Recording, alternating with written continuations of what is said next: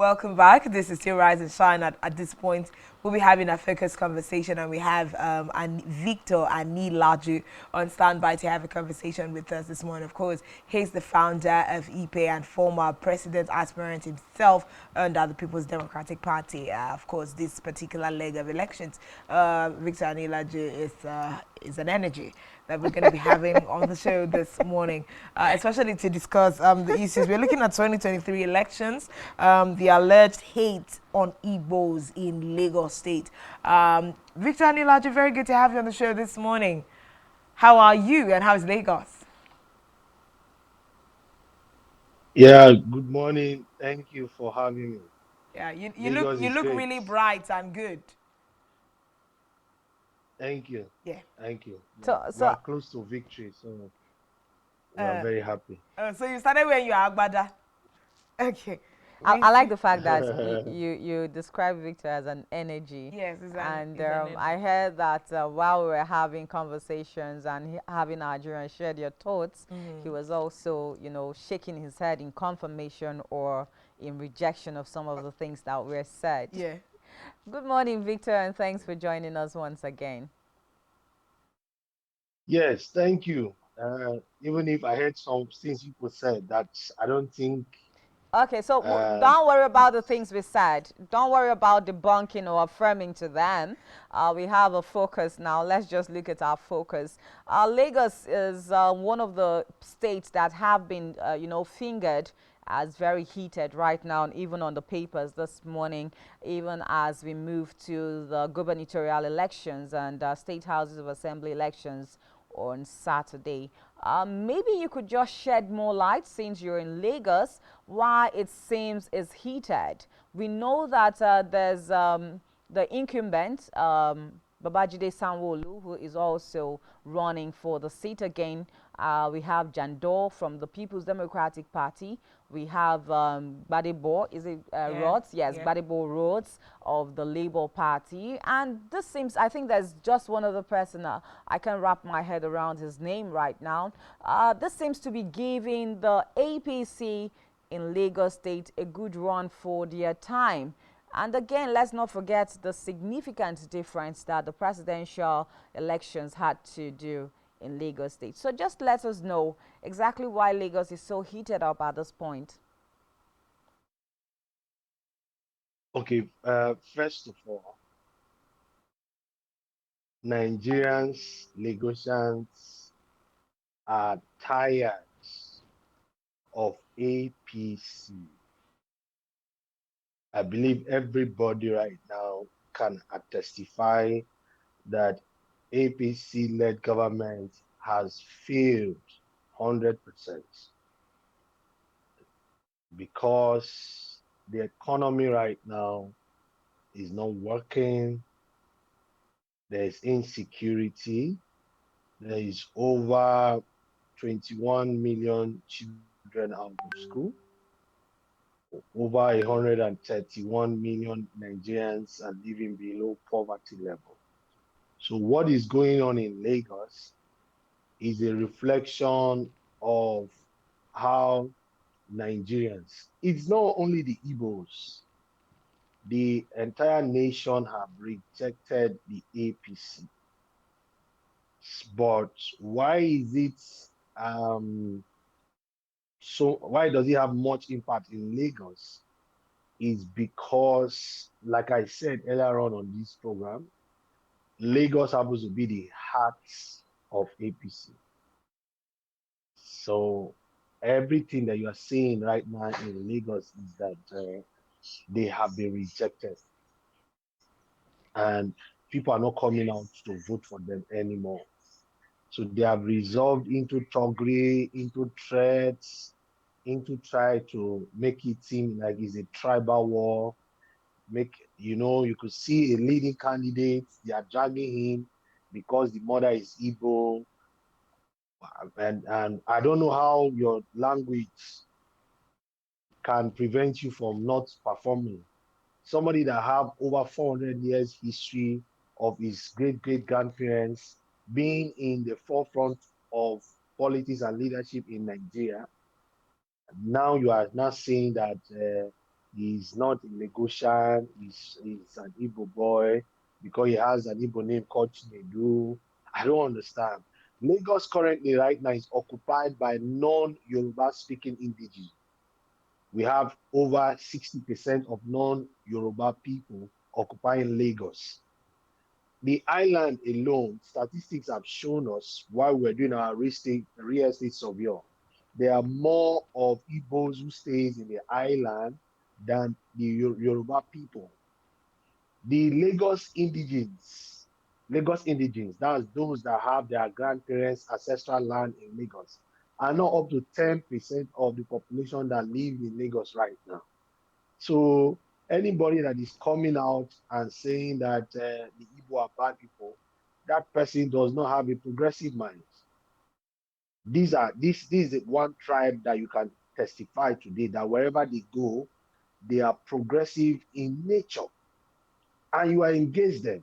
This is a tribe that majority of your tax of your income that you earn as a state comes from their businesses, comes directly from them.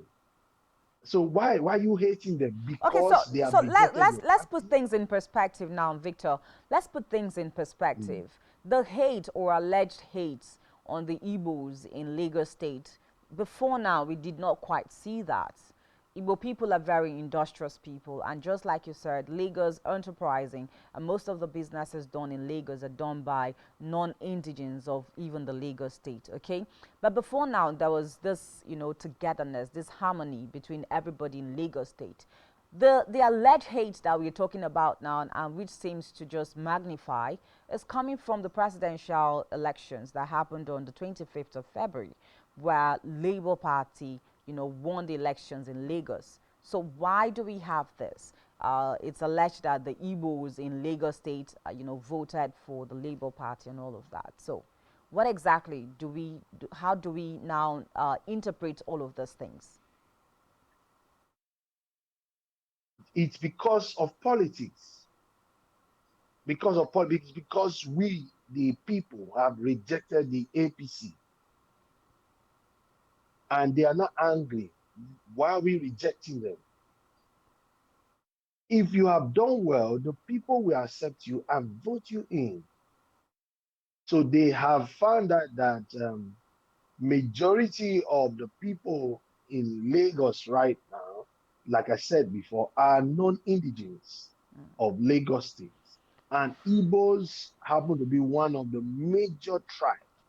Now, if there's anything we all have to understand in Nigeria is that if you go to any state in Nigeria today, after the indigenes, the indigenes of that state, the next most popular tribe you find in those states are Igbos because they are progressive minded, they are entrepreneur, right? So they carry their business from one place to the other. All these things that you are seeing playing and the hate is because of politics. I assure you, after this election, it will be business forward, not business as usual. Because right now, Nigerians, Lagosians now have this progressive mind, this mind of let's build a new Lagos, let's get things done properly. One thing you should understand is that people will always reject oppression, whether they reject it now or whether they reject it tomorrow, but always know that at some point, the people will wake up one morning and say, enough is enough. And that is what we are doing currently in Lagos. We are tired of having one man leading a metropolitan city for over 2 decades. We are tired of having people who don't have the capacity, who don't have the character, who are not competent, leading competent people. We So want are the you best of indirectly or us to directly lead saying the that rest of us. Babajide Sanwo-Olu is not competent because he's the present governor of Lagos State? Are you saying he's not competent? He's on the ballot as He's well. not. Yeah, he's not, because judging by what we see in Lagos, he's in fact right now, by our research, is the one of the worst governors that Lagos State have ever had. There are governors Haven't that there have been been to Lagos that you performances? could see. Haven't there been things that Sanwo-Olu has done in the last years that he's been, governor of Lagos State? Because let's also be fair, on the part of citizenry, governor seems to be doing very well because we did not hear Lagosians shout out in his first year in office, second year in office, third year. Now he's finished this fourth round and wants to be re-elected into office. We're suddenly hearing people say, oh, Sanwo-Olu has not done satisfactorily by Lagosians. Has it always been this way, or also is this sentiment being whipped up by the electorate? The truth about it is that if he has done well, the people will want him to continue. That's something we all have to agree on. The truth about it that Lagosians are not dull people. They are people who are exposed. If a governor is doing well, the people will defend him. He's not doing well. If you know any project or something that he has done, you can mention it so we discuss about it. It's obvious. You have people in Lagos. Come to Lagos. Lagos is one of the dirtiest city right now in Nigeria. Lagos is so much indebted. Businesses are going down in Lagos.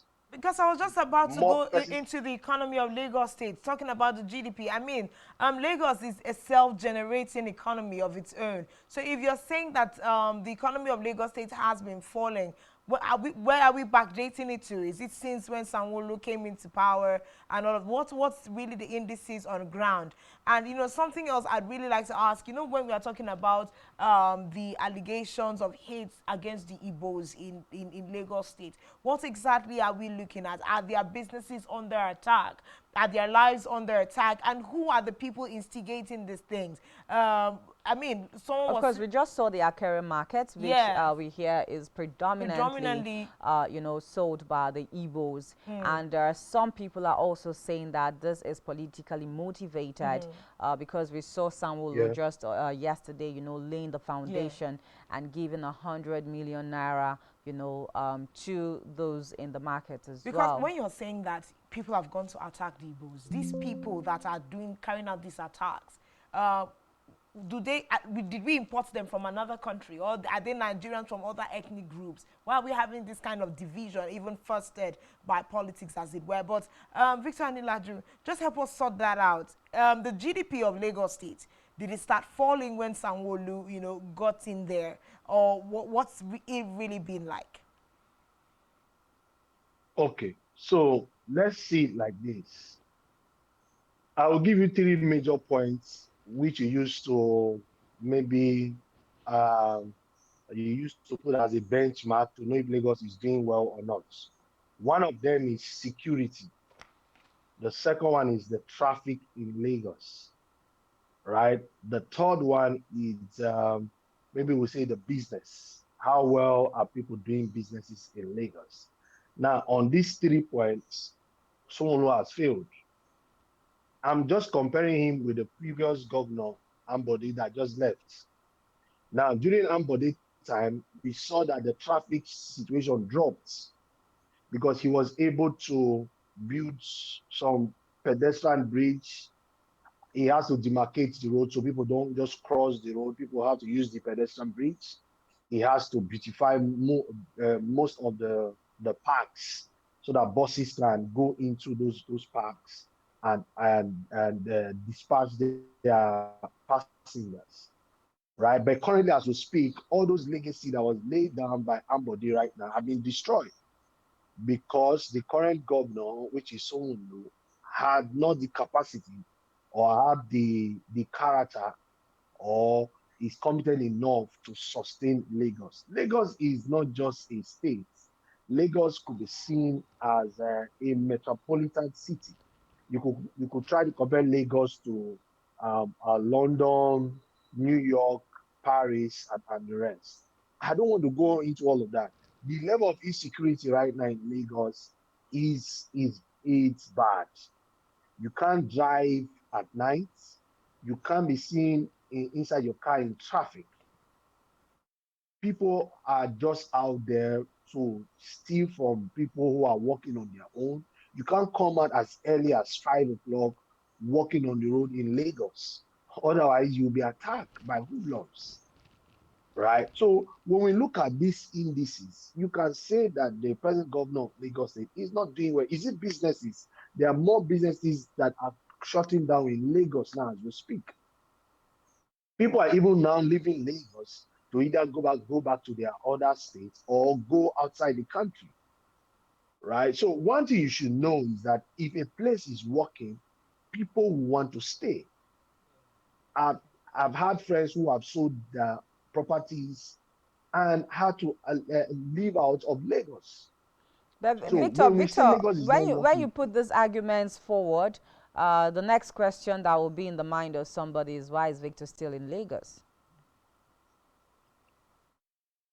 I choose to remain in Nigeria, and currently now I find myself in Lagos. Now I'm in Lagos. It doesn't mean that I love to stay in Lagos. It's just because I choose to stay in Nigeria, Anyways, let's just leave right? that there. Let's just leave that there. Now, there's something that came up on the front pages of our national dailies this morning, and I'd like us to talk about it.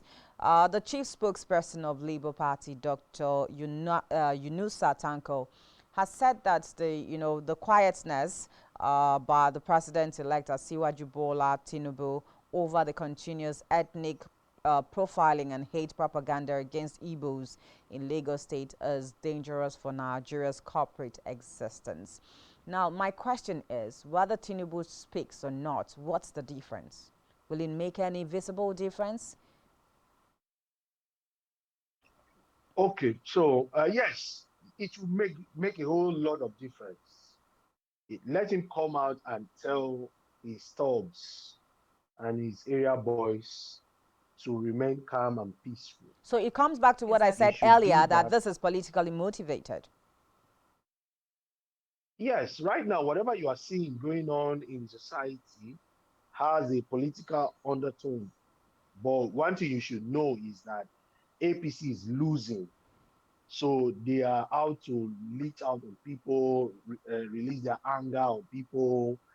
They hate to lose. I've always said it on your program that APC, they are bad losers, right? So they always want to win. And when they find out that they are losing, they will want to destroy everybody. They want to bring everybody down. APC is ready to bring Nigeria down today, So that So right? means And the president-elect Bola Ahmed Tinubu still has a a firm grip, stronghold. yes, of Lagos State. If we are saying that we are waiting for him to talk to the people in Lagos State, Southwest now, to sheath their sword, that means he has a strong grip of Lagos. But even before we even skip all the way to get to the president-elect, Janice, we've not heard the president of the Federal Republic, who is still president until March 29, say anything about some of the uprisings that we have heard since, the February 25th election. There's been an offshoot of several things happening in the country. We've not heard President Muhammadu Buhari directly address anything. For God's sake, Igbos are Nigerians living in Nigeria. Yeah. If we are having the conversations that since after the February 25th elections, they have been under serious threat in Lagos State, we should have the man at the helms of affairs who himself is the biggest, authority too in the All Progressives Congress, come out to say something to allay the fears of Igbos living in Lagos, and also to just give voice in some sort of way. Victor Anilaji, that's a problem on ground. Even before we even skip to getting the president-elect to give his words, just yet, President Muhammadu Buhari hasn't said anything. yes, one of the reasons why the president is not speaking is because the president knows that the people have rejected him. Nigerians don't want to see him because he promised us a credible election, and which he did not do. Before his eyes, he saw election being rigged, he saw people being injured, he saw touts carrying ballot boxes, and he did not condemn it. And people always say, let's go to court. Court, court is not the final say. The people, it's we the people that have the final say. Court will only just affirm the will of the people.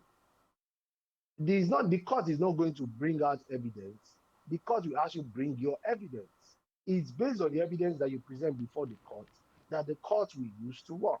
And that is why I like one of your callers said that I think we should not just be addressing him as the president-elect, and he has his rights to say so, because majority of Nigerians did not vote him in. Right? He's just a president that was announced, a president announced by INEC. Unless we want to say because we're on air, let us be civil. But what was civil about lying? To me, I feel any person that comes on TV and say he's the president-elect, I feel that you are lying, because it's obvious that we all in Nigeria, we know that he was not elected. We know that INEC had just announced him as the winner. Well, And I I don't think see that anybody that is it has above. also been made clear that the courts will, at the end of the day, let Nigerians know who is or who But is the, not the the the president the of court will Nigeria. work with what we say. The court will work with our own evidence. It's just like as you are right now. If you are invited as a witness to the court and say, what do you think? Do you think this man won his election or not? Will your conscience allow you stand in that court and say Bola Ahmed Asiwaju won the election? It is no.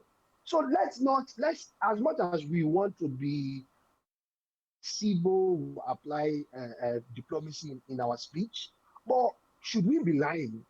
That's the part I don't understand. We all know in this country that that election was rigged. We know that he didn't even come out second. He came out like fourth or third, right? But because of money, bribery, and corruption, he was able to be announced as by INEC that he won.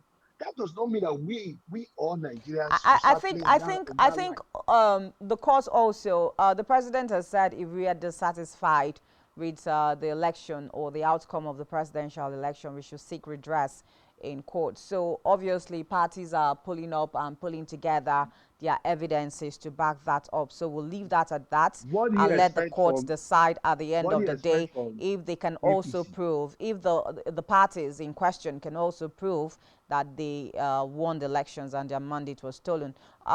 Still on the Yeah, Igbo issue, I know that a lot of Igbo elites are speaking exactly. on the attack against Lagos Igbos in Lagos State, and we just hope that they get to sort that out. But Victor, as we move forward, after tomorrow, which is Friday, Saturday 18th, is the gubernatorial and state houses of assembly elections in Nigeria. Do we see a replay of what happened during the presidential elections in Lagos State again on Saturday? We have Badeboros under the Labour Party. We have Jandor under the People's Democratic Party. And of course, Babajide Sanwo-Olu under the All Progressives Congress as well. What do you think are the strengths of these three political gladiators even as they move to the polls on Saturday? I don't even know. Maybe now Okay, you're a my Labour Party member. You said you were PDP, but now I think you're Labour Party. Are you Labour Party? Because it's not like you are Labour Party at okay. heart. You're Labour Party at heart, but a card-carrying member of the Well, the People's PD, Democratic yeah, Party. Let me now tell you that even GRROV is from PDP. Even Peter Obi is from PDP also. PDP has been one of the long-lasting political party. Majority of people in APC are also from PDP. uh, PDP. A lot of us have, in one way or the other, been part of PDP, and today we are supporting Labour Party because we needed a party that is credible. We needed a party that have good foundation. We needed a party where competent character and care for the people is the major agenda that we want to carry out. But it Now, doesn't what we also are mean, expecting to Victor, see. sorry I'm cutting you short. It doesn't also mean that when once you fly under the Labour Party, it automatically means that you have some level of integrity and capacity as well. Yes, but I will tell you that any of the Labour Party candidates that you see today have more ability to care for the people and to also have that character. They are not thugs, they are not out, right? Now you may not want to agree with me, but what I'm saying to you is that what we are building in Nigeria is a system. not just a people or just some persons. The Labour Party right now, what we are coming together to build the Labour Party is a system where even if you are the worst criminal, right? Yeah, and you get into the Labour Party, all those your characters that are not acceptable by the people, we will strip them off you and give you a better platform where you can you can lead the people from the area of your competence, from the area of your good character, and show care for the people. That is why you see what is happening in Lagos is happening, right? What we expect to see this Saturday, we expect more persons to come out and vote for LP, right? Because we already know that LP, as we speak today, is setting a new pace, a new standard for the democratic system of Nigeria. And anybody that is progressive in mind, anybody that likes development, will embrace what we're seeing in the Labour Party. Now, it's not just about the party, it's about the foundation, it's about the belief system. As we speak right now, Labour Party is not a party of people who have big money, who have lifestyles. No. In fact, Labour Party is giving people an opportunity, people who are nobody, to become something in our society. And that is what we have always prayed and wished Nigeria become, where a child of nobody can become somebody without even knowing anybody in the political space. And we have seen that emerge in Labour Party. Now, take it back to Lagos State right now. I could tell you that the Labour Party in Lagos State is doing very well. And why are they doing well? Because they care about the people. It's not because they have money bags. It's not because they have touts. It's not because they know how to be violent. No, it's because they care for the people. What Nigerians need help. Nigerians need a leader that will care about them, that will help them to solve their problem, that will listen to them.